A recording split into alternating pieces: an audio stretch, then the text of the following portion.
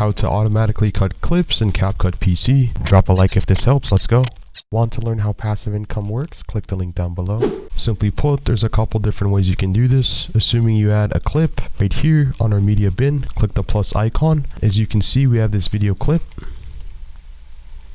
And let's say we would like to automatically cut this here in Capcut PC. You want to make sure it's highlighted or selected by dragging your left mouse like so. This free Capcut PC feature is going to absolutely blow your mind. Be sure to stay until the end of the video. As we can see, it's just one video clip and we would like to automatically cut this clips. Right click on your video clip or footage, click right here, split scenes. As you can see, no scenes or transitions has been found. If you want to automatically cut the clips, you're gonna actually have to have like a podcast or if you want, you can even compound by right clicking all three video clips. You can group or create a compound clip. And now if we select or highlight our video clips, as you can see, if you right click and click on split scenes, no scene transitions has been found. You need to drag in a video clip that has multiple scenes or cuts, like a podcast. Right click, split scenes, wait for this to load. Completely for free. As you can see, Capcut PC has automatically or successfully split the scenes individually